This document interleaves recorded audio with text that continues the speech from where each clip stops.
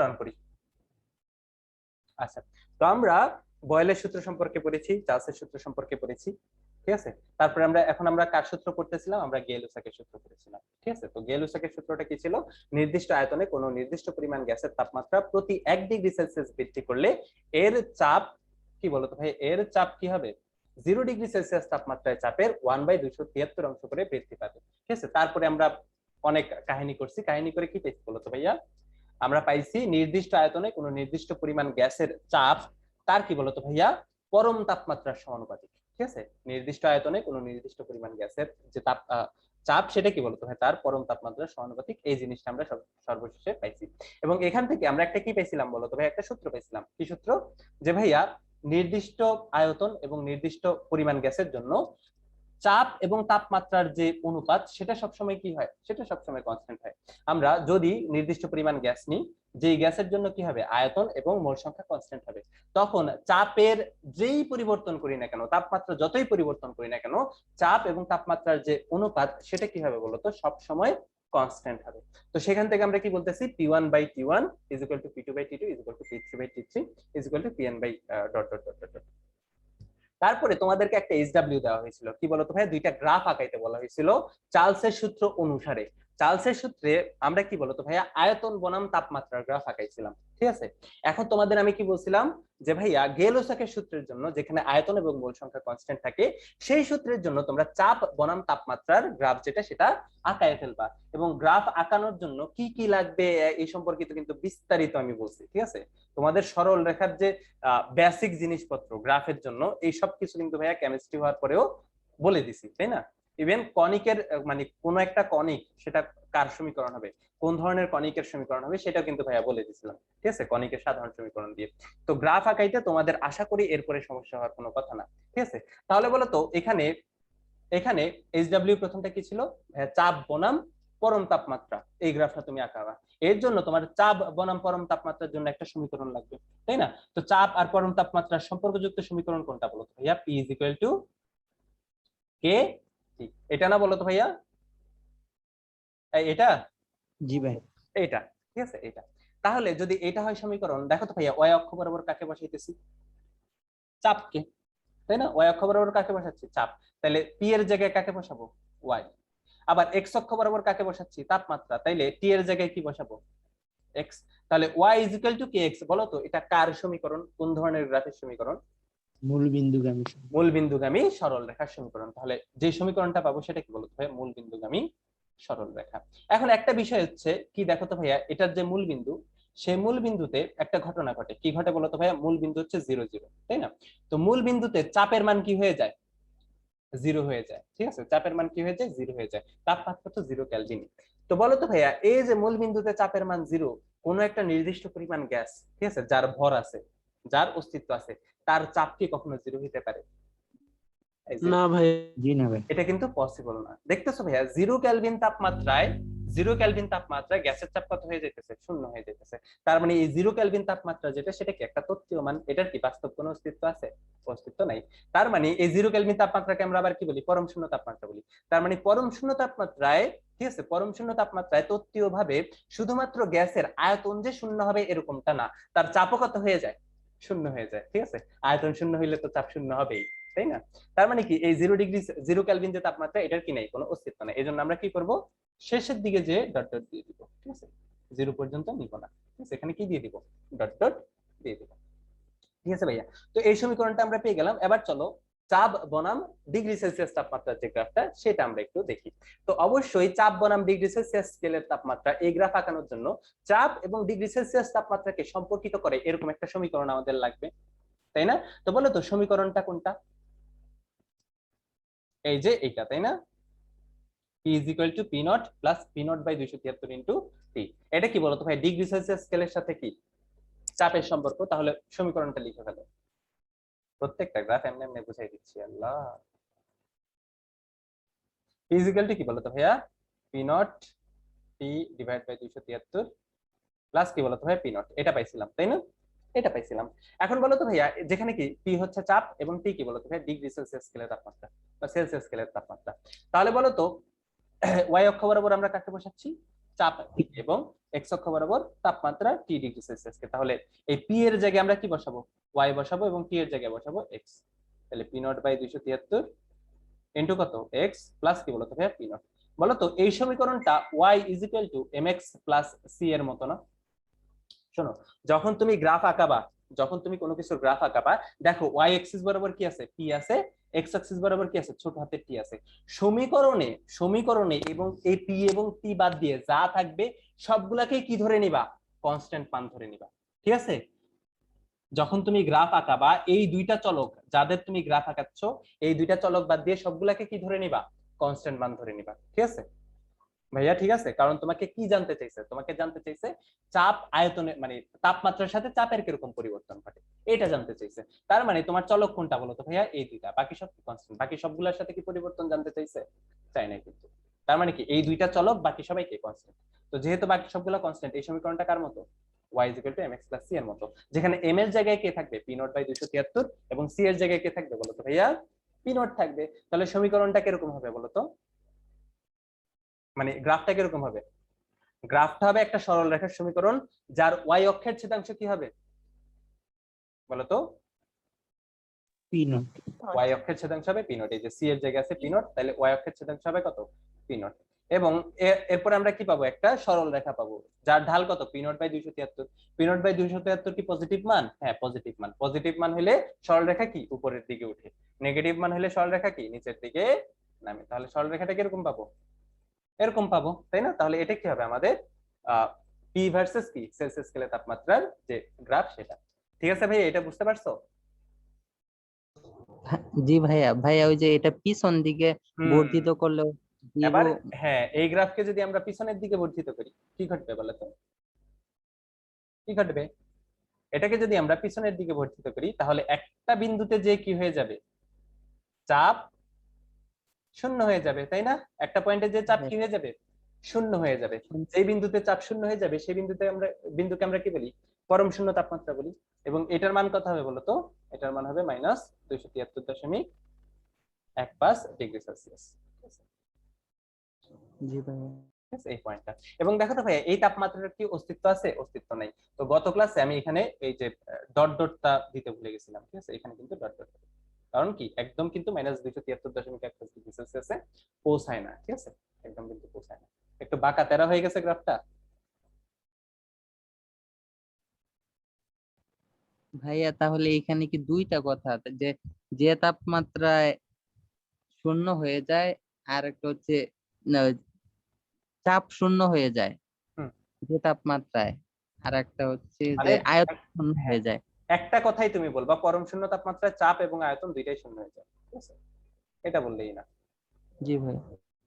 পরম শূন্য তাপমাত্রায় চাপ এবং আয়তন দুইটাই শূন্য হয়ে যায়। ঠিক আছে আলটিমেটলি। তাহলে তোমরা আচ্ছা গ্রাফটা, ভাইয়া, হ্যাঁ বলো ভাইয়া।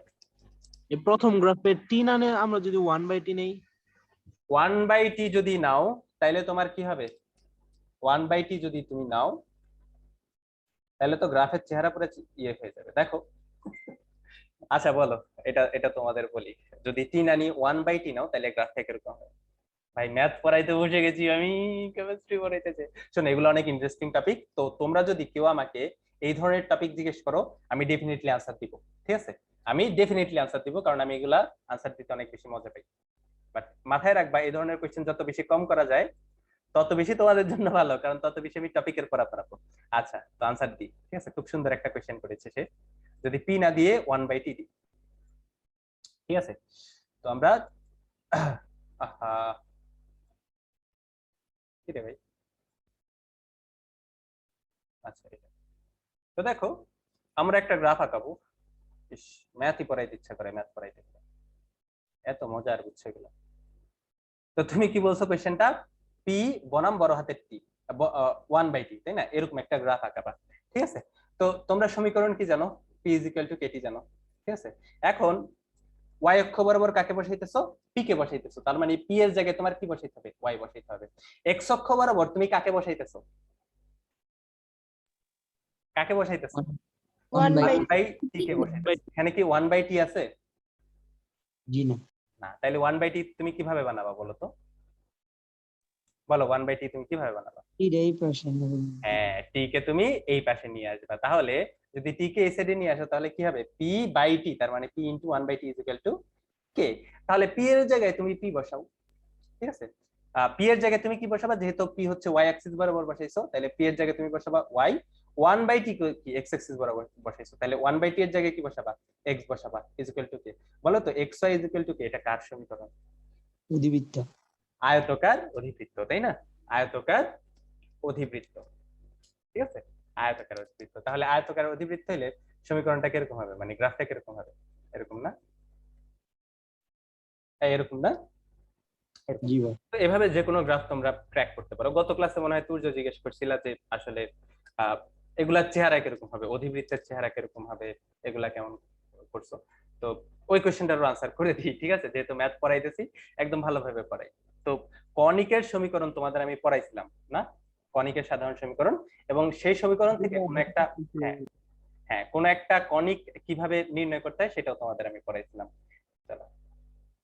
আরে কেমিস্ট্রি ক্লাসে কত, মানে তুমি যদি কেমিস্ট্রি ক্লাসে ডিপে যাইতে চাও এত ডিপে যাইতে পারবা, মানে কেমিস্ট্রি পড়তে যেয়ে তুমি ফিজিক্স ম্যাথ সবগুলাতেও বস হয়ে যাবে। দেখো এরকম জিনিসপত্র আমি পড়াইছিলাম যে a X square plus B Y square 2h(xy) plus 2gx plus 2fy plus c is equal to 0, এটা কি কনিকের সাধারণ সমীকরণ। এখন কনিক কয় প্রকার বলো তো ভাইয়া? কনিক আসলে 5 প্রকার, ঠিক আছে? কনিক কয় প্রকার? 5 প্রকার। প্রথমটা হচ্ছে সরল রেখা, সরল রেখা এক ধরনের কনিক, ঠিক আছে? সরল রেখা এক ধরনের কনিক। তারপরে কি? বৃত্ত একটা কনিক, পরাবৃত্ত কনিক, উপবৃত্ত কনিক, অধিবৃত্ত কনিক। তো এই সমীকরণ থেকে আমরা আসলে নির্ধারণ করতে পারি বৃত্ত কিভাবে পাই, পরাবৃত্ত কিভাবে পাই, উপবৃত্ত কিভাবে পাই, অধিবৃত্ত কিভাবে পাই। তো কিভাবে পাই বলতো? আমাদের এ এর মান লাগে, বি এর মান লাগে, আর এইচ এর মান লাগে। এ, বি এবং এইচ এগুলোর মান যদি আমরা জানি, খুব সহজেই আমরা কি বের করে ফেলতে পারি এটা আসলে কার সমীকরণ হবে, বৃত্ত, পরাবৃত্ত, উপবৃত্ত নাকি অধিবৃত্ত। এখন একজন জিজ্ঞেস করছিল, ভাইয়া এই যে বৃত্ত, পরাবৃত্ত, উপবৃত্ত, অধিবৃত্ত এগুলোর গ্রাফ আসলে দেখতে কেমন? ভাইয়া এই কনিক যে টার্মটা, এটা আসছে কোনক থেকে, সমবৃত্তভূমি কোনক। এই টার্মটা কি তোমরা চিনো? সমবৃত্তভূমি কোনক, এটা কি তোমরা চিনো ভাইয়া? এই জি না সমবৃত্তভূমি ভাই। কোনক চিনো? চিনো না সমবৃত্তভূমি কোনক? একটি সমবাহু ত্রিভুজের, একটি সমবাহু ত্রিভুজের একটি বাহুকে স্থির করে আরেক বাহুকে চারপাশে ঘুরাইলে যে ঘনবস্তু তৈরি হয় তাকে সমবৃত্তভূমি কোনক বলে। মনে নাই? জি ভাইয়া। এটা মনে করতে হবে। তোমরা 9-10 কি হায়ার ম্যাথ নাও নাই? কৃষি শিক্ষা নিয়েছিলা? জি ভাইয়া মনে পড়ছে। এই 9-10 কৃষি শিক্ষাকে নিয়েছিলা হায়ার ম্যাথ না নিয়ে? আচ্ছা, সমবৃত্তভূমি কোনক দেখতে এরকম। বার্থডে পার্টি দেখছো? এখানে যে ক্যাপ পরে এক ধরনের, হুম, জি ভাইয়া এই যে কোন বার্থডে, আকৃতি? হ্যাঁ কোনক আকৃতি। আরে বাপরে, ইংলিশে লা লা লা লা লা লা লা লা লা লা লা লা। তোমাদের আসলে আইডিয়াও নাই, আমি যদি তোমাদের শিখাইতে চাই কত কিছু শিখাইতে পারি, বাট সময় সংক্ষিপ্ত, কেমিস্ট্রির মধ্যে থাকতে হবে। এই যে এগুলা হচ্ছে কোনক আকৃতি, সমবৃত্তভূমি কোনক, ঠিক আছে? এটা কি একটা কোনক আকৃতির শেপ, মানে তুমি কোন আইসক্রিম খাও না, ওই কোন আইসক্রিম, এই যে যৌগটা মানে এই যে গঠনটা, এই গঠনটাকে কি বলা হয়?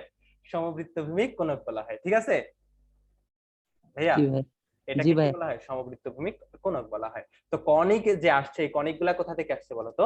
সমবৃত্তভূমি কোনক থেকে আসছে। আমরা প্রত্যেকটা কনিককে, পরাবৃত্ত, উপবৃত্ত, তারপরে অধিবৃত্ত, সবগুলাকে কার থেকে পাইতে পারি? এই সমবৃত্তভূমি কোনক থেকে পাইতে পারি। তাহলে চলো দেখে আসি কিভাবে পাই। মনে করো এটা হচ্ছে একটা সমবৃত্তভূমি কোনক, ঠিক আছে? এটা হচ্ছে কি একটা সমবৃত্তভূমি কোনক।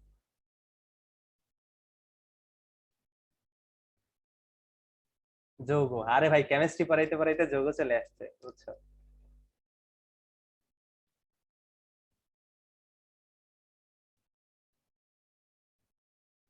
সার্কেল আঁকানো যায় কোথা থেকে জানো? তারা সার্কেল একটা নিয়ে আসে। লা লা লা লা।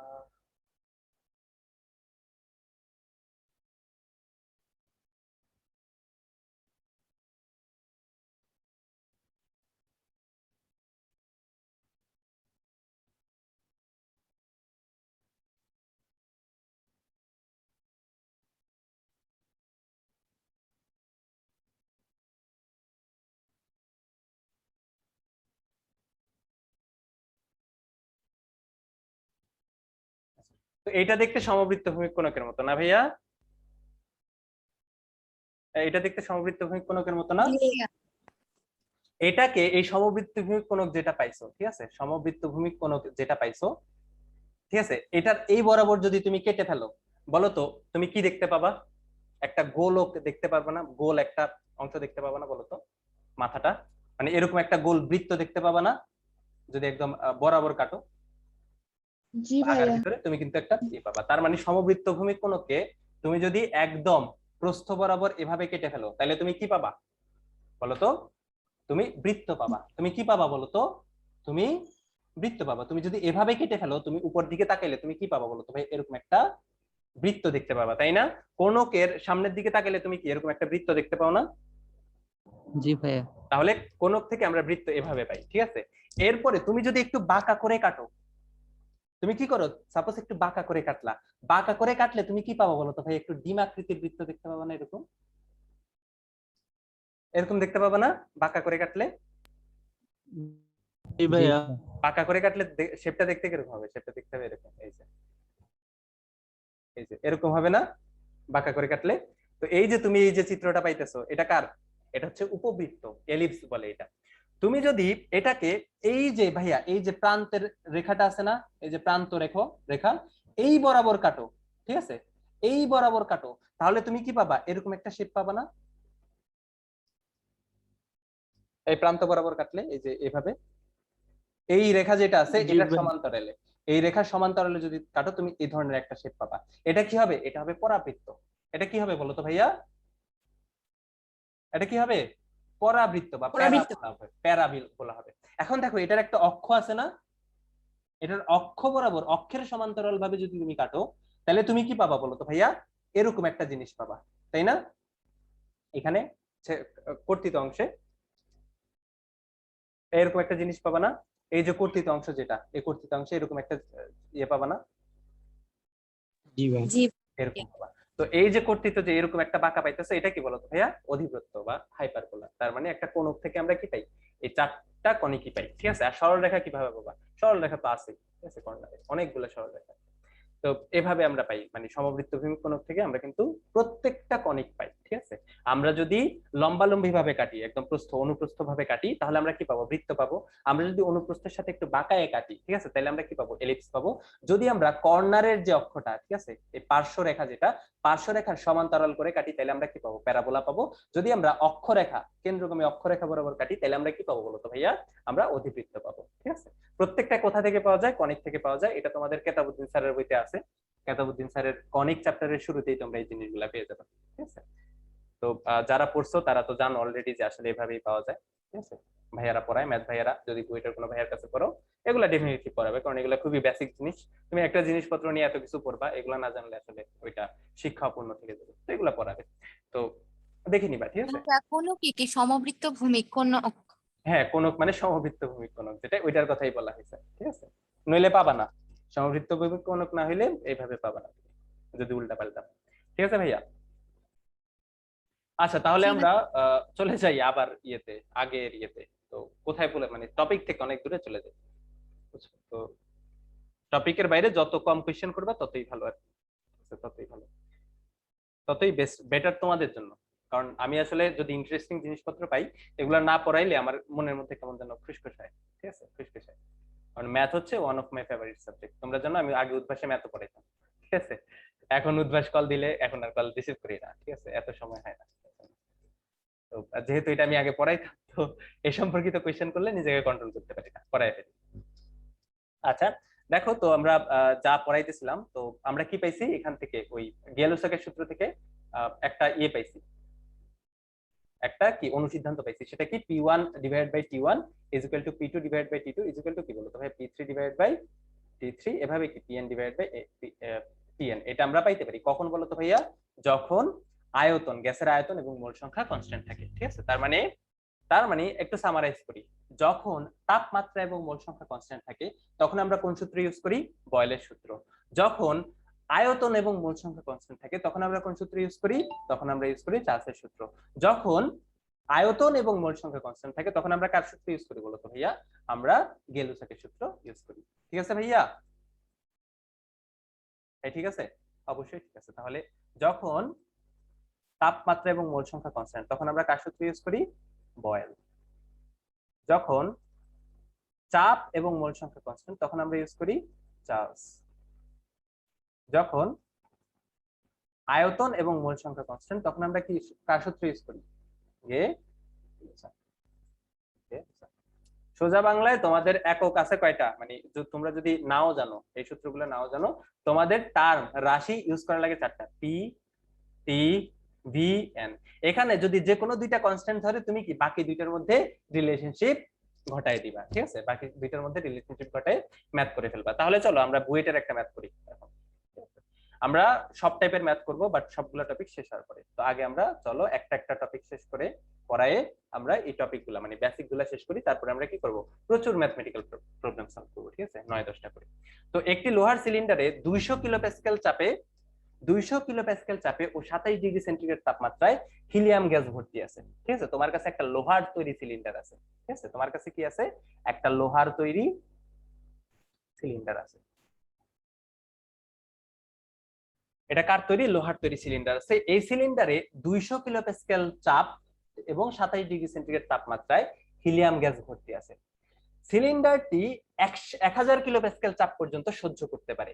আগুন লাগলে সিলিন্ডারটির গলনাঙ্ক তাপমাত্রায় গ্যাসের চাপ কত হবে? সিলিন্ডারটি গলে যাবে নাকি ফেটে যাবে? লোহার গলনাঙ্ক যেটা সেটা কত? 1800 কেলভিন, ঠিক আছে? তার মানে দেখো তো ভাইয়া, এই সিলিন্ডার গলে যাক পুড়ে যাক যাই থাকুক, বুঝছো, এই সিলিন্ডারের যে আয়তন সেটার মান কি কখনো চেঞ্জ হবে? বলতো, এই গ্যাসের যে সিলিন্ডার, লোহার তৈরি সিলিন্ডারের আয়তন যেটা সেটা কিন্তু চেঞ্জ হবে না। তার মানে এই সিলিন্ডারের আয়তন ভি যেটা সেটা কি একটা কনস্ট্যান্ট। তার মানে এই সিলিন্ডারের ভিতরে যে গ্যাসগুলো থাকবে ওই গ্যাসগুলোর আয়তন আর কি সিলিন্ডারের আয়তন তো সমান, কারণ আমরা কি গ্যাসের আয়তন মাপি পাত্রের আয়তন দ্বারা। তার মানে এই যে প্রক্রিয়াটা ঘটছে, সিস্টেমটা ঘটছে, এই সিস্টেমে কি আয়তন কিন্তু ভাই একটা কনস্ট্যান্ট মান। আবার বলো তো ভাইয়া, এখান থেকে কি সিলিন্ডার থেকে কোনো গ্যাস কি বের করে নিয়ে গেছে বা কোনো নতুন গ্যাস কি অ্যাড করছে? করে নাই। তার মানে গ্যাসের পরিমাণ বা গ্যাসের মোল সংখ্যা যেটা এটাও কিন্তু কি এই প্রসেসে কনস্ট্যান্ট। তার মানে আমাদের কাজ করতে হবে কাকে নিয়ে? কাজ করতে হবে চাপ এবং তাপমাত্রা নিয়ে। আর চাপ এবং তাপমাত্রার মধ্যে সম্পর্ক তৈরি করে গেলসের সূত্র, ঠিক আছে? যে সূত্রটা দেখতে কিরকম? P1 ইকুয়াল টু কত? P2 P2। তার মানে আমাদের এই সূত্র অ্যাপ্লাই করে কাজ করতে হবে। এখন দেখো প্রথমে অবস্থায় কি বলছে? গ্যাসের যে সিলিন্ডারের চাপ সেটা কত ছিল? 250 কিলোপ্যাসকেল ছিল, কোনো সমস্যা নাই। বাট তাপমাত্রা T1 এর মান কত ছিল বলো তো ভাইয়া? 25 ডিগ্রি সেলসিয়াস ছিল, তাই না? তাপমাত্রা P1 এর মান সেটা কত ছিল? 25 ডিগ্রি সেলসিয়াস ছিল। তো বলছে আগুন লাগলে 27 ডিগ্রি না, আচ্ছা সরি 27 ডিগ্রি লিখছি, তুমি 25 ডিগ্রি দেখতেছো কারণ তোমার চোখের সমস্যা। তো তাপমাত্রা কত ছিল? 27 ডিগ্রি সেলসিয়াস ছিল। তো কোশ্চেনটা কি করছে? আগুন লাগলে সিলিন্ডারটির গলনাঙ্ক তাপমাত্রায় গ্যাসের চাপ কত হবে? তার মানে সিলিন্ডারটি যখন গলনাঙ্কে পৌঁছাবে তখন গ্যাসের যে চাপটা সেটা কত হবে বলো তো ভাই? সিলিন্ডারে মানে এই গ্যাসের তাপমাত্রা সিলিন্ডারের গলনাঙ্কে পৌঁছানোর অর্থ কি বলতো ভাইয়া? এই গ্যাসের তাপমাত্রা গলনাঙ্কের সমান হয়ে যাওয়া, যেটার মান কত? 1800 কেলভিন। তার মানে এখানে T2 এর মান কত?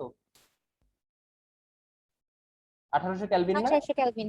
T2 এর মান কিন্তু 1800 কেলভিন। তো বলছে এই 1800 কেলভিন তাপমাত্রায়, ঠিক আছে, গ্যাসের চাপ কত হবে? তার মানে P2 এর মান তোমার বের করা লাগবে, ঠিক আছে? তো P1 এর মান জানো, বসায় দাও। P1 এর মান হচ্ছে 250 কিলোপ্যাসকেল।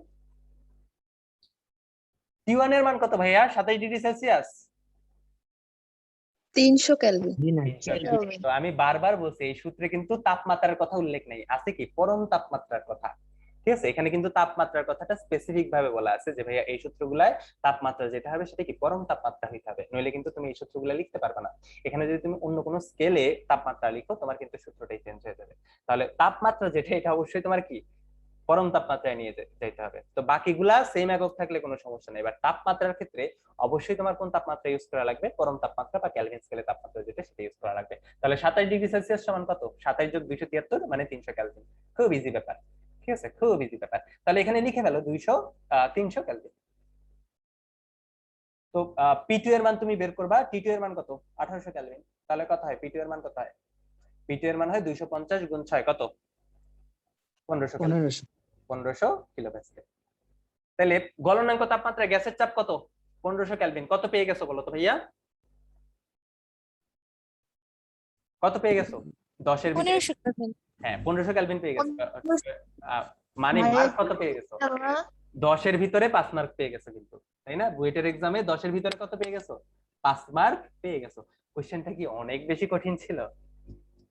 না ভাইয়া। 10-এর ভিতরে 5 এমনিতে দিচ্ছে।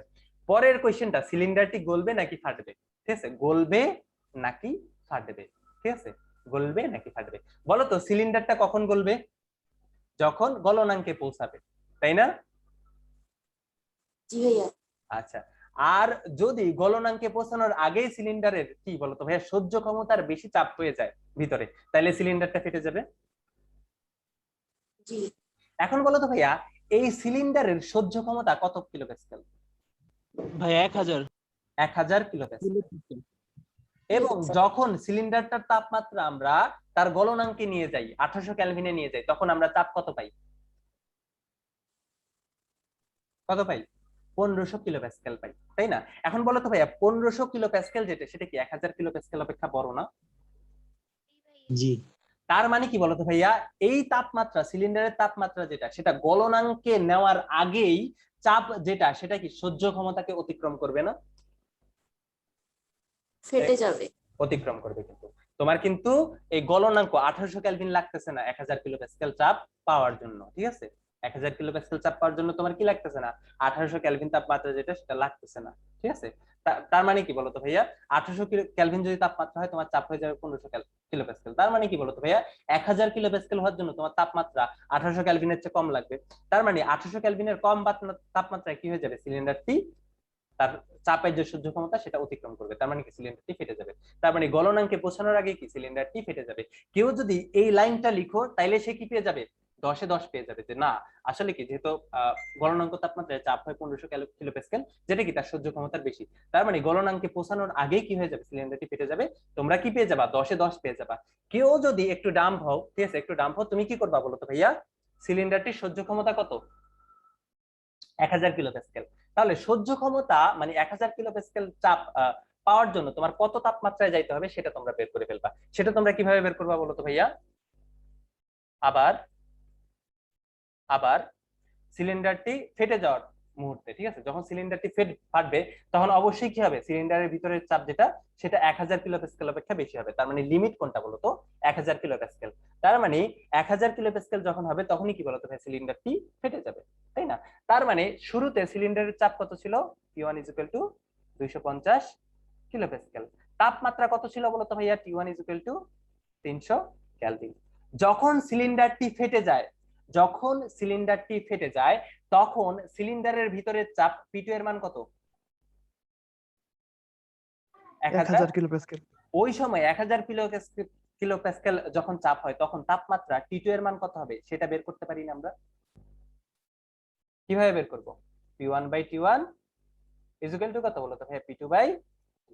তাহলে বলো তো এই সমীকরণে মানগুলা বসায় T2 এর মান কত আসে? কত আসে? 1200 কেলভিন। 1200 কেলভিন। তার মানে বলো তো সিলিন্ডারটা কত তাপমাত্রায় ফাটবে? কত তাপমাত্রায় ফাটবে? 1200 কেলভিন 1200 কেলভিন তাপমাত্রা। ফাটবে। তাহলে সিলিন্ডারটা ফাটবে 1200 কেলভিন, আর লোহার গলনাঙ্ক কত? 1800 কেলভিন। তার মানে তুমি যদি ওই সিলিন্ডারে তাপ প্রয়োগ করতে করতে গলনাঙ্কে পৌঁছাইতে চাও, গলনাঙ্ক পৌঁছানোর 600 কেলভিন তাপমাত্রা আগেই কি হয়ে যাবে, সিলিন্ডারটার সহ্য ক্ষমতার কিন্তু বেশি চাপ হয়ে যাবে। তখন সিলিন্ডারটা কি হয়ে যাবে বলো তো? ফেটে যাবে না? তার মানে ভাইয়া অবশ্যই সিলিন্ডারটা আগে ফাটবে, ঠিক আছে? হ্যাঁ ভাইয়া বলো, বলো ভাইয়া। 1200 কেলভিন হলে ফাটবে নাকি এর বেশি হলে ফাটবে? এর সামান্য একটু বেশি হলে ফাটবে। এর চেয়ে যদি 0001 করো তাইলে ফাটবে। তার মানে 1200 কেলভিন হলে ফাটবে, ঠিক আছে? বলতে পারো মানে 1200 কেলভিন হলে টান টান উত্তেজনায় থাকবে, ঠিক আছে? ফাটবে ফাটবে ফাটবে ফাটবে, একদম ফাটার জন্য রেডি হয়ে থাকবে। এর চেয়ে একটু বেশি হলে কি হয়ে যাবে, ফেটে যাবে। ঠিক আছে ভাইয়া? ভাইয়া যদি চাইতো যে কত তাপমাত্রায় ফেটে যাবে তাহলে আমরা এটা করতাম, না হলে তো হ্যাঁ করার দরকার নাই। হ্যাঁ হ্যাঁ হ্যাঁ। আর যদি এই কোশ্চেন, বুয়েটের এই কোশ্চেনটাতে আসলে এক লাইন লিখলেই, মানে এই ম্যাথটা সেকেন্ড যে পোর্শনটা, লাল অংশ যেটা লিখছি, বুয়েটে কোশ্চেন আনসারের ক্ষেত্রে তোমার এই লাল অংশটা করার দরকার নেই, ঠিক আছে? এটা এইচএসসি হলে করবা, এইচএসসি হলে করবা, বাট বুয়েটের জন্য লাল অংশটা করার দরকার নাই। তোমরা জাস্ট একটা লাইন লিখে দিবা, ঠিক আছে? একটা লাইন লিখে দিবা। কোন লাইনটা? ওই গলনাঙ্কে পৌঁছালে চাপ হয় কত? 1500, যেটা কি বলতো ভাইয়া সহ্য ক্ষমতার অনেক বেশি, তাই কি হয়ে যাবে, আগেই ফেটে যাবে। এটা যদি লিখো বুয়েটে 10-এ 10 পেয়ে যাবে।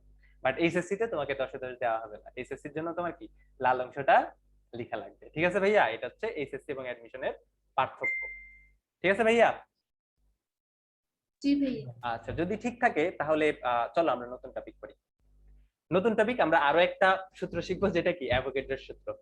তো এই সূত্রে কি করছে, এই সূত্রে স্থির তাপমাত্রা এবং চাপ, তার মানে তাপমাত্রা এবং চাপ দুইটাকে কনস্ট্যান্ট করে দিচ্ছে।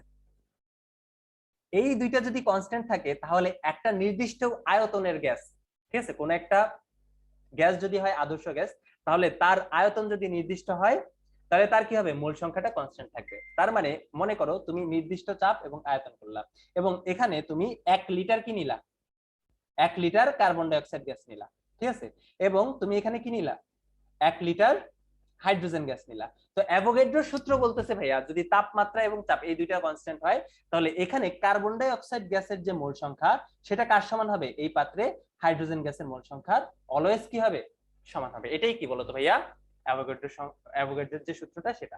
আমি কি বুঝাইতে পারছি? তার মানে স্থির তাপমাত্রা ও চাপে নির্দিষ্ট আয়তনের মানে সম আয়তনের গ্যাসের যে মোল সংখ্যা সেটা কি হয়, অলওয়েজ কনস্ট্যান্ট হয়, সেটা যে গ্যাসই হোক না কেন, ঠিক আছে, সেটা কি হোক না কেন, যে গ্যাসই হোক না কেন।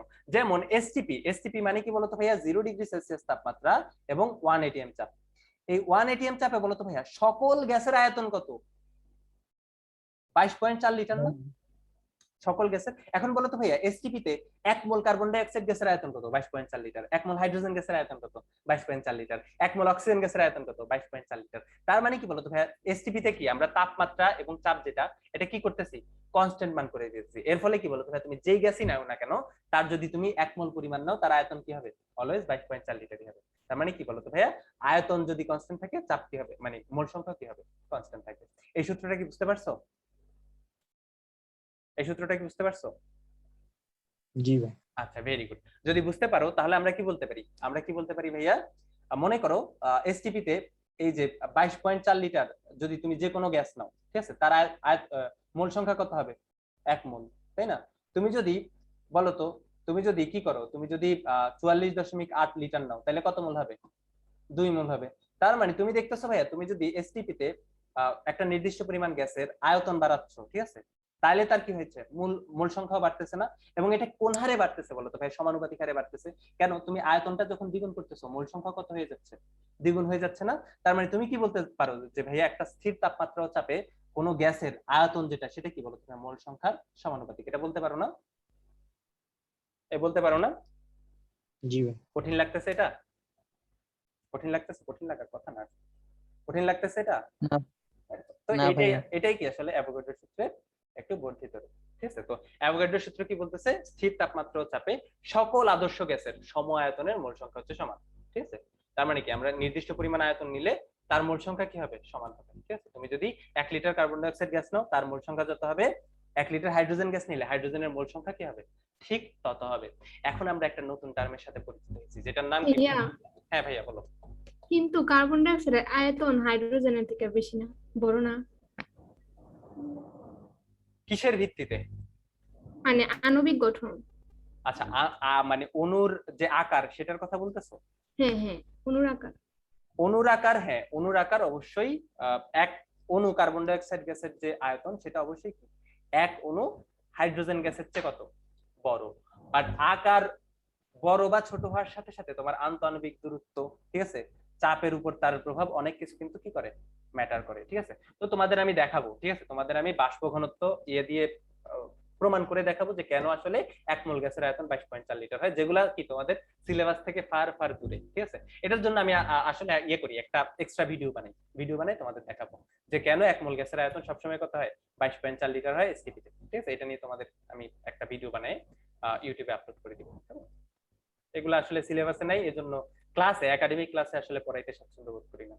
কিন্তু যখনই কেউ কোশ্চেন করে তখন মনের মধ্যে খুটখুট চলে আসে, একটু পড়াই, নিজের যে মানে আমি যে অনেক কিছু পারি এগুলো পোলাপানরা একটু দেখাই ইমপ্রেস করি যে না ভাই অনেক কিছু পারে, ভাই ইন্টার লাইফ অনেক কিছু শিখছে, বুঝছো, এগুলো দেখাইতে অনেক ইচ্ছে করে। কারণ ইন্টার লাইফ বিশাল বড় একটা জার্নি ছিল, 2 বছরের মতো একটা জার্নি ছিল, 2 না ঠিক 2 বছর 5-6 মাসের মতো একটা জার্নি ছিল, 2.5 বছরের মতো। এবং এই 2.5 বছরের যে জার্নি, এই জার্নিতে অবশ্যই অনেক কিছু শিখছি, ঠিক আছে, অনেক কিছু শিখছি। তো এই শিক্ষাগুলা কিন্তু আমাদের অ্যাডমিশন টেস্ট বাদ দিয়ে কোথাও কাজে লাগে, ঠিক আছে। তো আমরা কিন্তু কাউকে দেখায় বেড়াই নাই যে এই দেখো আমি এটা পারি, তো ওই দেখানোর সুযোগটা কিন্তু তখন পাইনি। বাট যখন আমরা এই অবস্থায় আসছি তখন কিন্তু আমাদের একটা দেখানোর সুযোগ আছে, নিজেকে জাহির করার একটা সুযোগ আছে স্টুডেন্টদের সামনে। তো যখন স্টুডেন্টরা একটু ভালো কোয়েশ্চেন করে তখন ইচ্ছা করে যে আনসার গুলা দিয়ে একটু নিজের ভালোত্ব প্রমাণ করি যে না ভাইয়া অনেক কিছু পারি, ভাইয়া বেস্ট হাবি যাবি, ঠিক আছে। তো এগুলো ইচ্ছা করে সবার মধ্যে এই কামনার যেটা এটা জাগে। বাট হয় কি জানো, যখন ক্লাসের মধ্যে আমি একটু অ্যাডভান্স লেভেলে চলে যাই, ক্লাসে কিন্তু অনেক টাইপের স্টুডেন্ট থাকে, বুঝছো, ভালো স্টুডেন্ট থাকে, ঠিক আছে, একটু দুর্বল টাইপের স্টুডেন্ট থাকে। তো সবার মিলায় কিন্তু আমার টপিক গুলো সাজাইতে হয়, বোঝানোর যে পদ্ধতি এটা সাজাইতে হয়।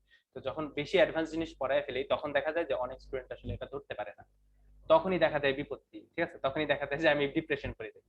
এই জন্য ওই অ্যাডভান্স টপিক যেগুলো আছে এগুলো একটু কম ডিসকাস করার ট্রাই করি। বাট যদি ডিসকাস করি তখন কি হয়, মানে সিলেবাসের বাইরের কথা বলতেছি, সিলেবাসে থাকলে যত কঠিন হোক করা লাগবে, ঠিক আছে। তো যদি ডিসকাস করিও ট্রাই করি যত সহজে উপস্থাপন করা যায়, বা শর্টকাট পদ্ধতি যেটা সেটা যদি বানানো যায়। যেহেতু এটা টপিকের বাইরে, যে এক মূল গ্যাসের আয়তন 22.4 লিটার, এটা আমি আলাদা ভিডিও বানাই ইউটিউবে দিয়ে দিব, তখন সেটাতে তোমরা অনেক বেশি ভিউ ইয়ে করবা, ওটা শেয়ার করবা, ওটা কি আমার চ্যানেল সাবস্ক্রাইব করবা, ঠিক আছে, সবাইকে সাবস্ক্রাইব করতে বলবা, তো অনেক সাবস্ক্রাইবার বানাবা, ঠিক আছে, আমার ইমোস লাইব্রেরিতে, ঠিক আছে। ভাই একবার সাবস্ক্রাইব করছি, আরেকবার যদি চাপ দিই তাহলে কিন্তু আনসাবস্ক্রাইব হয়ে যাবে। আরে তোমারে দিতে বলি নাই তো, শেয়ার করে বন্ধুদের বলতে বলবা, ঠিক আছে, সাবস্ক্রাইব কর। ইমন ভাইয়ার 1 মিলিয়ন সাবস্ক্রাইবার লাগে বাংলাদেশে এডুকেটিভ, মানে এডুকেশনের কোনো প্ল্যাটফর্মের 1 মিলিয়ন সাবস্ক্রাইবার এখনো হয়নি, একটাতে হবে শীঘ্রই, সামনে না আছে 10 মিনিট স্কুলের আছে 1 মিলিয়ন, 10 মিনিট স্কুলে আছে, একটাতেই আছে মনে হয়। আচ্ছা তাহলে এখানে দেখো তো একটা টার্মের সাথে আমরা পরিচিত হয়েছি, মোল সংখ্যা, তাই না? তো হেয়ার উই গো এগেইন, আমরা এখন কি নিয়ে পড়বো? মোল সংখ্যা নিয়ে। আবার মূল সংখ্যা। আচ্ছা এটা পড়ানোর একটা রিজন আছে, তোমাদের যারা স্টুডেন্ট আছে তার অধিকাংশই হচ্ছে ফার্স্ট ইয়ার একদম শুরু থেকে আমার কাছে পড়ে না, এবং মূল সংখ্যা এবং সংখ্যানুপাতিক সমীকরণটা এটা আমি সামনে অনেক বেশি ইউজ করব। এখান থেকে যে ভাইয়া সংখ্যানুপাতিক সমীকরণ ইউজ করা শুরু হবে দেখবা খালি ইউজই করব। তো মূল সংখ্যা এবং সংখ্যানুপাতিক সমীকরণ এই জিনিসটা আমাদের পড়া লাগবে। তো শুরুতেই চলো মূল সংখ্যা নিয়ে আমরা একটু পড়াশোনা করি, ঠিক আছে। তো মূল সংখ্যা নিয়ে পড়াশোনার শুরুতে আমাদের জানতে হবে ভাইয়া এক মোল জিনিসটা কি, ঠিক আছে, এক মোল জিনিসটা কি।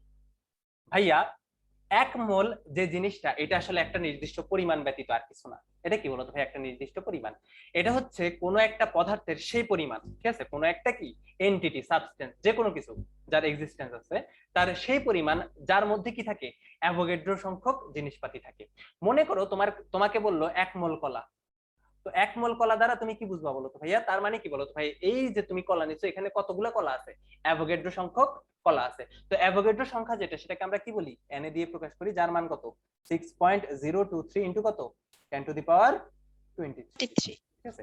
তার মানে 1 মোল কলা মানে কি বলো তো ভাইয়া 6.02 ইনটু 10 টু দি পাওয়ার 23 সংখ্যক কলা। তার মানে 1 মোল যে পরিমাণটা সেটা কি একটা নির্দিষ্ট পরিমাণ ব্যতীত আর কি না, আর কিছুই না, ঠিক আছে। 1 মোল হচ্ছে একটা নির্দিষ্ট পরিমাণ, কি পরিমাণ, যেই পরিমাণে অ্যাভোগাড্রো সংখ্যক জিনিসপত্র থাকে। তো আমরা কেমিস্ট্রি পড়ি, তো কেমিস্ট্রিতে আমরা আসলে কি ইউজ করি বলতো ভাইয়া, কেমিস্ট্রিতে আসলে আমরা অণু পরমাণু বা আয়নের সংখ্যা নির্ণয় করি, অন্য কিছু কি নির্ণয় করি না। এজন্য তোমাদের যে এক মোলের সংখ্যা এরকম দেওয়া হয় যে ভাইয়া পদার্থের যে পরিমাণে অ্যাভোগাড্রো সংখ্যক অণু পরমাণু বা আয়ন থাকে সেই পরিমাণকে কি বলা হয়, 1 মোল বলা হয়। তার মানে কেমিস্ট্রি অনুসারে 1 মোল মানে কি, 1 মোল মানে হচ্ছে অ্যাভোগাড্রো সংখ্যক, তার মানে 6.02 ইনটু 10 টু দি পাওয়ার 23 সংখ্যক কত অণু পরমাণু বা আয়ন, অণু পরমাণু বা আয়ন। যারা ক্লাস আমার আগে করছো ফার্স্ট ইয়ার থেকে পড়ো তাদের কাছে এই জিনিসটা একদম পান্তাভাত মনে হবে, কারণ এটা আমরা অনেক বেশি ইউজ করে আসছি। যারা নতুন আসছো তাদের কাছে এই কনসেপ্ট গুলো অনেক বেশি নতুন মনে হবে, ঠিক আছে, অনেক বেশি নতুন মনে হবে, একটু পরেই বুঝবা কেন নতুন মনে হবে। অণু পরমাণু বা কি বলো তো ভাইয়া, আয়ন। ভাইয়া এটা কি সেকেন্ড পর্যায়ে ইউজ করছিলেন ফার্স্ট পেপারের সেকেন্ড অধ্যায় ইউজ করছি, ফোর্থ অধ্যায় ইউজ করব, সেকেন্ড পেপারের থার্ড অধ্যায় ইউজ করছি, ঠিক আছে, প্রচুর পরিমাণে, কেমন। আচ্ছা তো এক মোল মানে কি বলতো ভাই, 1 মোল হচ্ছে অ্যাভোগাড্রো সংখ্যক অণু পরমাণু বা আয়ন। তার মানে পদার্থের যে পরিমাণে অ্যাভোগাড্রো সংখ্যক অণু পরমাণু বা আয়ন থাকবে সেই পরিমাণকে আমরা কি বলবো 1 মোল বলবো। এখন তোমাকে বলা হইলো যে ভাইয়া তোমার কাছে 2 লক্ষ কি আছে, 2 লক্ষ অণু আছে, ঠিক আছে, 2 লক্ষ অণু আছে, এবং তোমাকে জিজ্ঞেস করলো যে ভাইয়া এই 2 লক্ষ অণু সমান কত মোল। ঠিক আছে, এই কত মোল এটা থেকে কি আসে, মোল সংখ্যার ধারণাটা আসে। ঠিক আছে, তো বলো তো এই 2 লক্ষ অণু সমান কত মোল হবে। দেখো অ্যাভোগাড্রো সংখ্যক Na সংখ্যক অণু সমান কত মোল, 1 মোল। বলো তো ভাইয়া 2 লক্ষ সমান কত হবে, কত মোল হবে, তাহলে একটি সমান কত মোল, 1/Na মোল। সুতরাং 2 লক্ষ অণু সমান কত মোল হবে বলো তো ভাইয়া, 2 লক্ষ ভাগ Na মোল। এই যে কোন একটা পদার্থের পরিমাণ কত মোল, ঠিক আছে, এটা থেকে আমরা কার ধারণা পাই, মোল সংখ্যা পাই, মোল সংখ্যার ধারণা যেটা সেটা পাই। তাহলে এই পদার্থের মোল সংখ্যা আমরা কত পাবো বলো তো ভাইয়া, 2 লক্ষ ডিভাইড বাই Na মোল। আমি কি ক্লিয়ার করতে পারছি ভাইয়া? জি ভাইয়া। আচ্ছা, ভেরি গুড ভেরি গুড। তাহলে বলো তো কোন একটা নির্দিষ্ট পরিমাণে, মনে করো কোন একটা নির্দিষ্ট পরিমাণ নিলাম, এই নির্দিষ্ট পরিমাণে যদি n সংখ্যক অণু পরমাণু বা আয়ন থাকে, তাহলে তার মোল সংখ্যাকে আমরা n দিয়ে প্রকাশ করি। কত হবে বলো তো ভাইয়া, এই প্রদত্ত সংখ্যাকে আমরা কি দিয়ে ভাগ করছিলাম, অ্যাভোগাড্রো সংখ্যা দিয়ে ভাগ করছিলাম। তাহলে আমরা কি করব, প্রদত্ত সংখ্যা যেটা সেটাকে কি দিয়ে ভাগ করব, অ্যাভোগাড্রো সংখ্যা দিয়ে ভাগ করব। তাহলে যে ভাগফলটা পাবো সেটাই কি এই পদার্থের মোল সংখ্যা না, এই পদার্থের মোল সংখ্যা না। জি ভাই। হ্যাঁ, এখন একটা বোঝার বিষয় আছে, দেখো ভাইয়া, যদি যদি ঠিক আছে, যদি এই পদার্থটা হয় অণু, ঠিক আছে, তাহলে আমরা কি বলবো, এটা অণুর মোল সংখ্যা। যদি এটা হয় পরমাণু, তাহলে আমরা কি বলবো, পরমাণুর মোল সংখ্যা। যদি এটা হয় আয়ন, তাহলে আমরা কি বলবো বলো তো ভাইয়া, আয়নের মোল সংখ্যা। অণু, পরমাণু এবং আয়ন এই তিনটা কি সেম জিনিস, সেম জিনিস না। ঠিক আছে, জি না। যেহেতু সেম জিনিস না, তাদের মোল সংখ্যাও কিন্তু কি বলতো ভাইয়া, সেম না, তাদের মোল সংখ্যাও কিন্তু আলাদা। তার মানে আমরা কি বলতে পারি, অ্যাভোগাড্রো সংখ্যক অণু মানে কি, 1 মোল অণু। অ্যাভোগাড্রো সংখ্যক পরমাণু কি মানে কি, 1 মোল পরমাণু। অ্যাভোগাড্রো সংখ্যক আয়ন মানে কি বলতো ভাইয়া, 1 মোল আয়ন। এই কথাটা কিন্তু তোমাদের মাথায় রাখা লাগবে। ঠিক আছে, অণুর মোল সংখ্যা আর পরমাণুর মোল সংখ্যা কিন্তু আলাদা জিনিস। ঠিক আছে, এখন বলো তো তুমি যখন রাসায়নিক বিক্রিয়া করো তখন কি গুণে দেখো যে ভাইয়া 10টা সোডিয়াম 11টা ক্যালসিয়ামের সাথে বিক্রিয়া করছে, এই ধরনের বিক্রিয়া ঘটে না। 10টা সোডিয়াম 11টা ক্লোরিনের সাথে বিক্রিয়া করছে, এই ধরনের গুণে দেখো, গুণে দেখো না। তোমরা কি করো, সিম্পলি ভর মাপো, যে 10 গ্রাম সোডিয়াম 11 গ্রাম ক্লোরিনের সাথে বিক্রিয়া করছে। তার মানে এই মোল সংখ্যা শুধুমাত্র এই সংখ্যার সাথে, মানে অণু পরমাণু বা আয়নের সংখ্যার সাথে মোল সংখ্যার যে সম্পর্ক, এই সম্পর্কটা দিয়ে কি বলতো ভাই, রাসায়নিক বিক্রিয়া যেগুলা এগুলা ব্যাখ্যা করা পসিবল না। আমাদের কার সাথে সম্পর্ক তৈরি করতে হবে, আমাদের ভরের সাথেও সম্পর্ক তৈরি করতে হবে। এজন্য বিজ্ঞানীরা কি করলো, 1 মোল পদার্থ নিল। ঠিক আছে, কি নিল, 1 মোল পদার্থ নিল। মনে করো 1 মোল সোডিয়াম নিল, এবং 1 মোল সোডিয়াম নিয়ে এটার ভর পরিমাপ করলো, এবং ভর পরিমাপ করে তারা কি করলো, একটা আশ্চর্য তথ্য পাইলো। দেখলো ভাই 1 মোল সোডিয়াম নেওয়ার পরে যে ভরটা পাই সেটা হয় 23 গ্রামের সমান। কত সমান হয় বলো তো ভাইয়া, 23 গ্রামের সমান হয়। এবং 23 যেটা সেটা কি সোডিয়ামের পারমাণবিক ভরের সমান। তো এখান থেকে বিজ্ঞানীরা ইয়েতে আসলো, একটা ডিসিশনে আসলো যে ভাইয়া 1 মোল পরমাণুর যে ভরটা সেটা কি হবে, তার পারমাণবিক ভরের সমান হবে। কোন এককে বলো তো ভাইয়া, গ্রাম এককে। তাহলে 1 মোল পরমাণুর ভর হচ্ছে গ্রাম এককে পারমাণবিক ভরের সমান।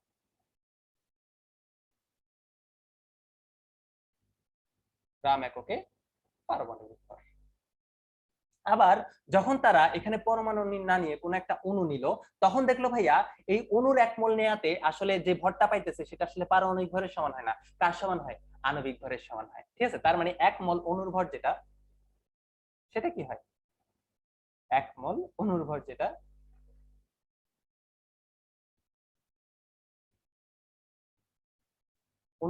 সেটা কি হয় বলতো ভাইয়া, গ্রাম এককে আণবিক ভরের সমান হয়।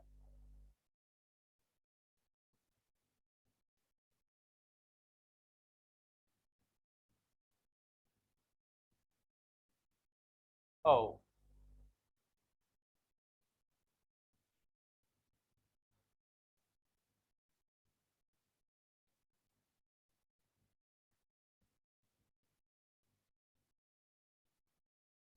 গ্রাম এককে কার সমান হবে, আণবিক ভরের সমান হবে।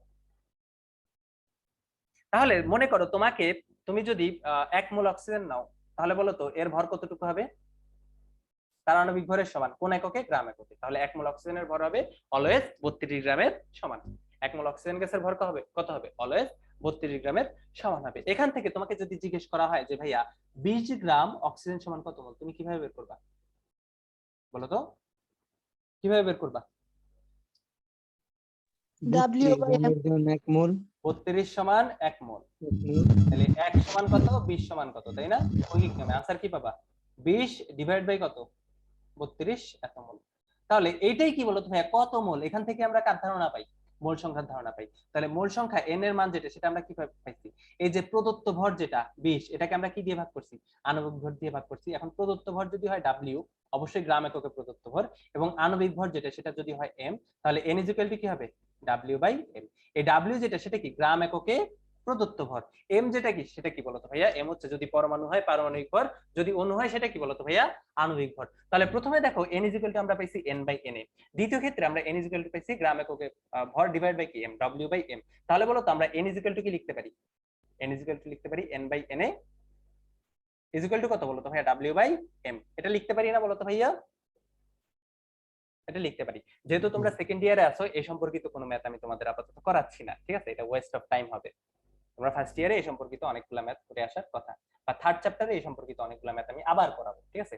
এটা কয়েকটা মানে মোল সংখ্যা যেটা, এটা তোমাদের 4-5 বার অলরেডি পড়াইছি, আরো 20-30 বার পড়াবো, সমস্যা নেই। এবার দেখো তো আমরা কি পাইছি? n equal to n by na পাইছি, W বাই m পাইছি। এখন মনে করো তুমি একটা দেখো, এই যে সূত্রটা পাইছি, সম্পর্কটা পাইছি, এটা কিন্তু যে কোনো ক্ষেত্রে পসিবল, ঠিক আছে? অণু, পরমাণু, আয়ন, সেটা যে অবস্থায় থাকুক, কঠিন অবস্থায় থাকুক, তরল অবস্থায় থাকুক, এটা দ্রবণের ভিতরে থাকুক, এটা দ্রবণের বাইরে থাকুক, ঠিক আছে? এটা আকাশে ঘুরতে যাক, এটা বাতাসে ঘুরে বেড়াক, ঠিক আছে? এটা নাচানাচি করুক, এটা হাঁটাহাঁটি করুক, ঠিক আছে? এটা প্রেম করুক, এটা বিয়ে করুক, যাই করুক না কেন, সকল ক্ষেত্রে কি বলতো ভাইয়া? এই সূত্রটা কিন্তু তুমি ইউজ করতে পারবা, ঠিক আছে? ইউজ করতে পারবা।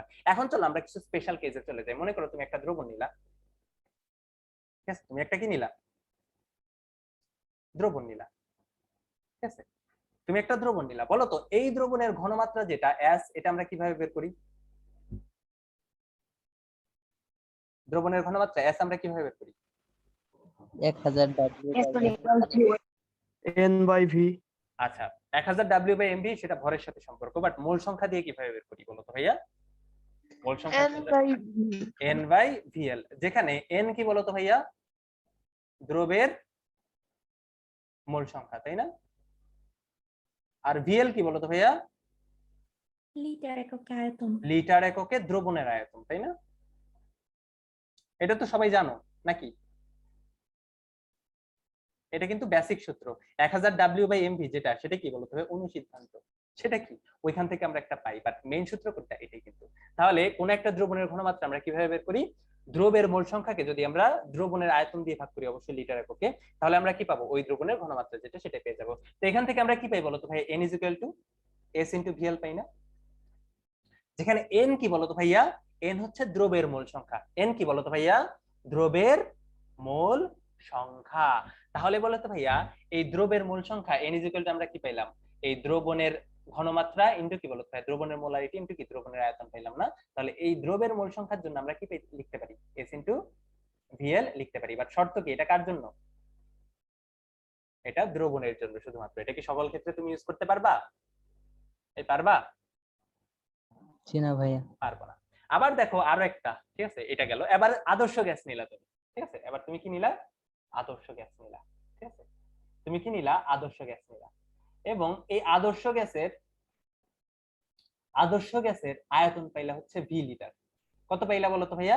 V litre.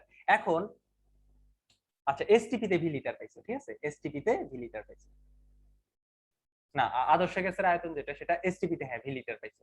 এখন বলা হইলো ভাইয়া আদর্শ গ্যাসের আয়তন যেটা, সেটা এসটিপি তে তুমি ভি লিটার পাইছো।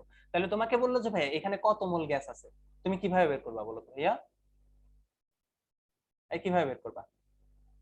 আমরা কি জানি এসটিপি তে, 22.4 লিটার, ঠিক আছে? এটা আমি ভিএসটিপি দিয়ে দিই এসটিপি বোঝানোর জন্য। 22.4 লিটার সমান কত মোল? 1 মোল না? এই এসটিপি তে 22.4 লিটার সমান 1 মোল। তাহলে 1 লিটার সমান কত? ভিএসটিপি লিটার সমান কত? কি হবে? 1 লিটার সমান হবে 1/22.4 মোল। আমি সংক্ষেপে বলে যাচ্ছি, কারো বুঝতে অসুবিধা হলে বলবা। তাহলে বলো তো ভিএসটিপি লিটার আছে এই আয়তন যেটা, ঠিক আছে? তাহলে ভিএসটিপি লিটার সমান কত হবে? ভিএসটিপি ডিভাইড বাই কত বলো তো ভাইয়া? 22.4 মোল না? এই 22.4 মোল হবে না? হবে না? হ্যাঁ, তাহলে কত মোল? এখান থেকে আমরা কার ধারণা পাই? মোল সংখ্যার ধারণা পাই। তাহলে এই যে এসটিপি তে যদি আমরা কোনো নির্দিষ্ট আদর্শ গ্যাসের আয়তন জানি, তাহলে ওই আদর্শ গ্যাসের মোল সংখ্যা আমরা বের করতে পারবো না? কিভাবে বের করবো? n = কত? VSTP ডিভাইড বাই কত? 22.4। তাহলে n = আমরা কি লিখতে পারি? VSTP ডিভাইড বাই কত? 22.4। এটা কার জন্য বলো তো ভাইয়া? আদর্শ গ্যাসের জন্য। ঠিক আছে, এসটিপি তে আয়তনকে আমরা যদি 22.4 লিটার দিয়ে ভাগ করি, তাহলে আমরা কি পাবো? ওই আদর্শ গ্যাসের কিন্তু মোল সংখ্যা পেয়ে যাব। আবার মনে করো এসটিপির কথা তোমার বলা নাই, কি নাই? এসটিপির কথা তোমার বলা নাই, নির্দিষ্ট পরিমাণ কি আছে? গ্যাস আছে। কি আছে? নির্দিষ্ট পরিমাণ গ্যাস আছে। এই গ্যাসের কি আছে? নির্দিষ্ট চাপ আছে, তাপমাত্রা আছে, আবার কি আছে? আয়তন আছে। এখন বলো এখান থেকে তুমি গ্যাসের যে মোল সংখ্যা সেটা তুমি কিভাবে বের করতে পারো?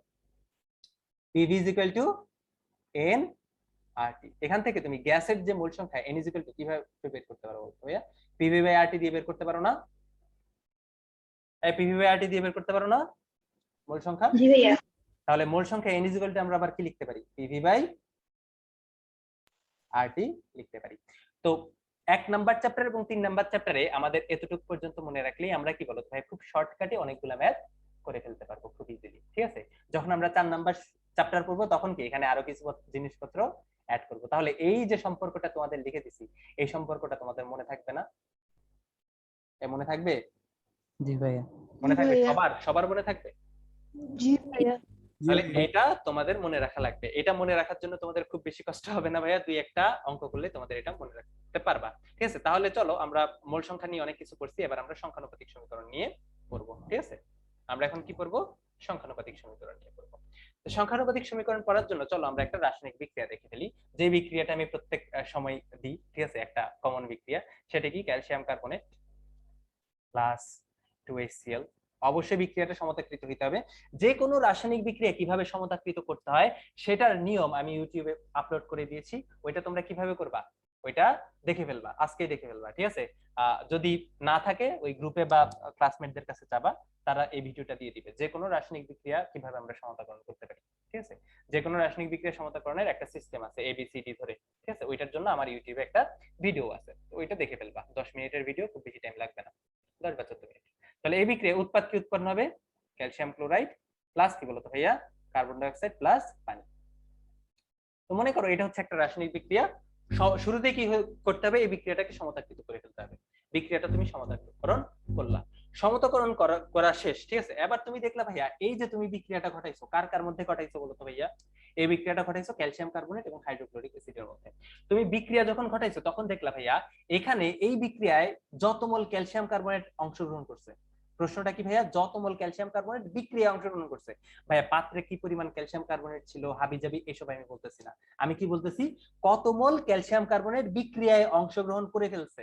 ঠিক আছে, তো দেখলা যে ভাইয়া এখানে যে পরিমাণ ক্যালসিয়াম কার্বনেট বিক্রিয়ায় অংশগ্রহণ করছে তার পরিমাণটা হচ্ছে, তার মোল সংখ্যাটা হচ্ছে কি? NO calcium carbonate.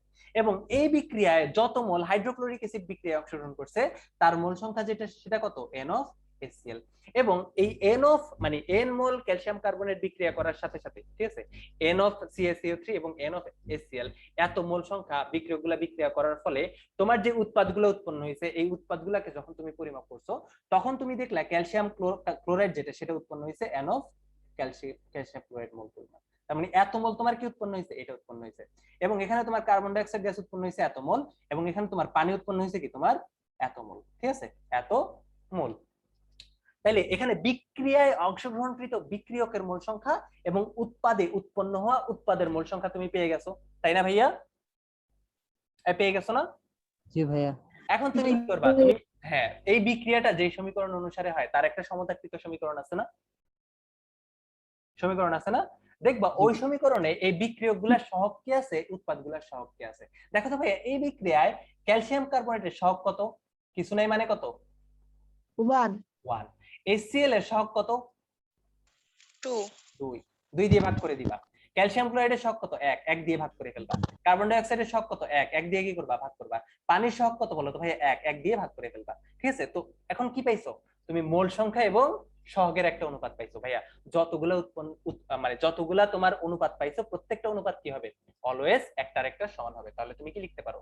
সংখ্যানুপাতিক সমীকরণ অনুসারে লিখতে পারো যে ভাইয়া এই অনুপাতটা এই অনুপাতের সমান, এই অনুপাতটা কি এই অনুপাতটা সমান, এই অনুপাতটা এই অনুপাতটা সমান, এই অনুপাতটা কি সমান। অবশ্যই কি হবে, সব সময় এই অনুপাতটা সমান হবে। এটা কোন সূত্র অনুসারে? এটাকে বলা হয় স্টয়কিওমেট্রিক ইকুয়েশন বা কি সংখ্যানুপাতিক সমীকরণ। আমি কি সংখ্যানুপাতিক সমীকরণটা বুঝাইতে পারছি তোমাদের? বুঝাইতে পারছি? জি ভাইয়া। বাট শর্তটা কি বলতো ভাই, এখানে যে ক্যালসিয়াম কার্বনেটের মোল সংখ্যা নিছো, পরিমাণ নিছো, এটা অবশ্যই কি পরিমাণটা নিতে হবে, যে পরিমাণটা বিক্রিয়ায় অংশগ্রহণ করে। মনে করো তুমি পাত্রে 10 মোল ক্যালসিয়াম কার্বনেট রাখা দিছো, ঠিক আছে, পাত্রে কি রাখছো 10 মোল ক্যালসিয়াম কার্বনেট রাখা দিছো, এবং দেখছো ভাইয়া 10 মোলের মধ্যে 2 মোল ক্যালসিয়াম কার্বনেট কেবলমাত্র বিক্রিয়ায় অংশগ্রহণ করে, তাইলে তোমার এখানে ক্যালসিয়াম কার্বনেটের মোল সংখ্যা কত লিখতে হবে? 2 মোল লিখতে হবে। কেন? যত মোল হচ্ছে বিক্রিয়ায় অংশগ্রহণ করে, যারা বিক্রিয়ায় অংশগ্রহণ করে না তাদের নিয়ে আমাদের কোনো ক্যালকুলেশন নাই। অ্যাটলিস্ট এই সূত্রে আমরা কি করতে পারবো না, ইউজ করতে পারবো না। আমি কি বুঝাইতে পারছি? এই বুঝাইতে পারছি? জি ভাইয়া। আচ্ছা, তাহলে চলো আমরা একটা প্র্যাকটিস প্রবলেম করে ফেলি। মনে করো আচ্ছা একটা কমন কোয়েশ্চেন করাই ফেলি, ঠিক আছে।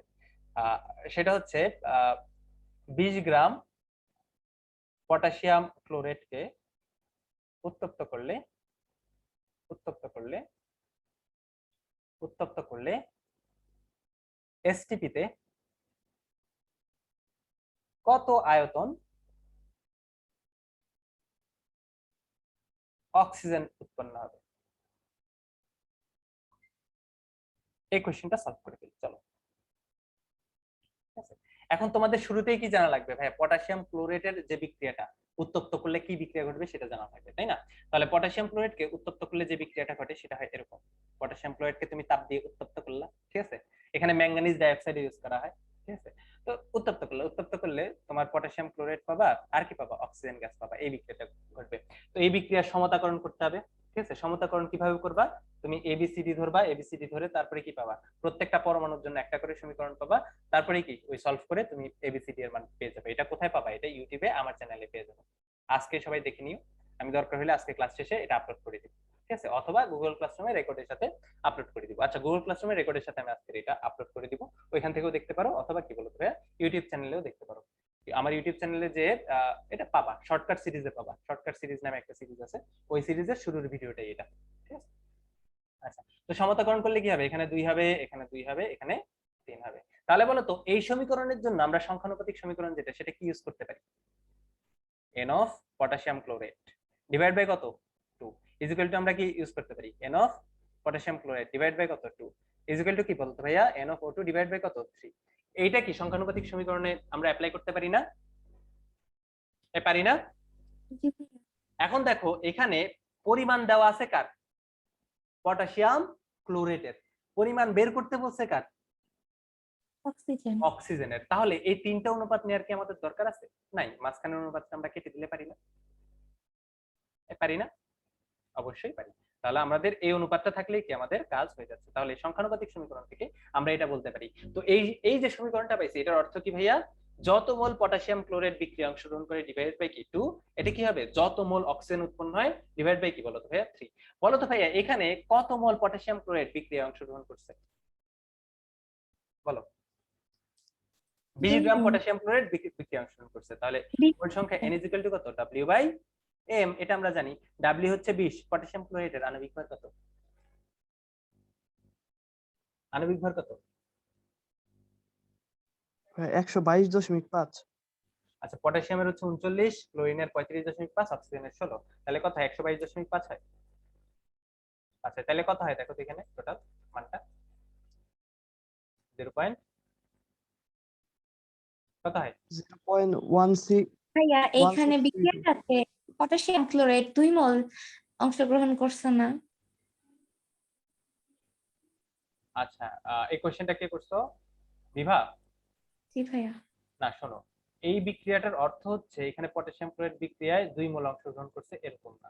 দেখো আমরা যখন রাসায়নিক সমীকরণ সমতাকরণ করি, ঠিক আছে, এই সংখ্যাগুলা পাই, এই সংখ্যাগুলার মিনিংটা আসলে কি, এখানে আসলে একটা অনুপাত দেওয়া আছে, সেটা কি, আমরা যদি 2 মোল পটাশিয়াম ক্লোরাইডকে বিক্রিয়া অংশগ্রহণ করাই তাহলে আমরা কি পাবো, 2 মোল পটাশিয়াম ক্লোরাইড পাবো। সব সময় কি 2 মোল পটাশিয়াম ক্লোরাইডকে বিক্রিয়া করাইতে হবে এর অর্থ না, সবসময় কিন্তু এর অর্থ না। এখানে যদি তুমি এখানে যদি 2 মোল বিক্রিয়ায় অংশগ্রহণ করা পটাশিয়াম ক্লোরাইডকে, তাহলে তুমি কি পাবা? 2 মোল পটাশিয়াম ক্লোরাইড পাবা। তার মানে কি বলতো ভাই, এখানে যদি তুমি 2 মোল না করে 1 মোল করাও, তাহলে কি পাবা? পটাশিয়াম ক্লোরাইড যেটা সেটাও 1 মোল পাবা। তার মানে এই পটাশিয়াম ক্লোরাইডের বিক্রিয়ায় অংশগ্রহণের যে মানটা এবং পটাশিয়াম ক্লোরাইডের উৎপন্ন হওয়ার যে মানটা, এই দুইটার অনুপাত যদি তুমি নাও, অনুপাতটা অলওয়েজ কি হবে? 2:2 হবে, যেটাকে আমরা কি বলি? স্টয়কিওমেট্রি বলি। তার মানে রাসায়নিক সমীকরণ থেকে আমরা কি পাই? আমরা বিক্রিয়ক এবং উৎপাদের যে অংশগ্রহণ এবং উৎপন্ন হওয়া তাদের অনুপাত পাই। তাদের এক্সাক্ট মান কি কখনো পাই? পাই না। কিন্তু তুমি এখানে 2 মোল কেন বলতেছো? তুমি তো এটাও বলতে পারতে ভাইয়া 2টা পটাশিয়াম ক্লোরাইড বিক্রিয়া করতে পারে, এটা বলতে পারো না। মোলের জি কথা ভাই, বলতেছি। বুঝছি ভাই। এটা আসলে অনুপাত। তো উল্টা পাল্টা। হ্যাঁ, আচ্ছা, ভেরি গুড, সমস্যা নেই। আমরা জাস্ট অনুপাত পাই, আর কিছু কিন্তু পাই না।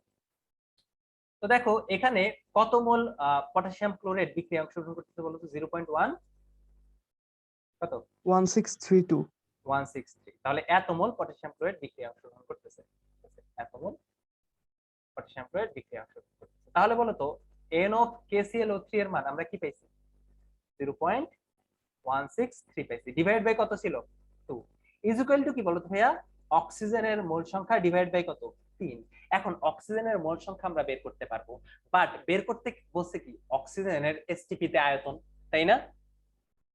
এই অক্সিজেনের এসটিপি তে আয়তন বের করতে বলছে না?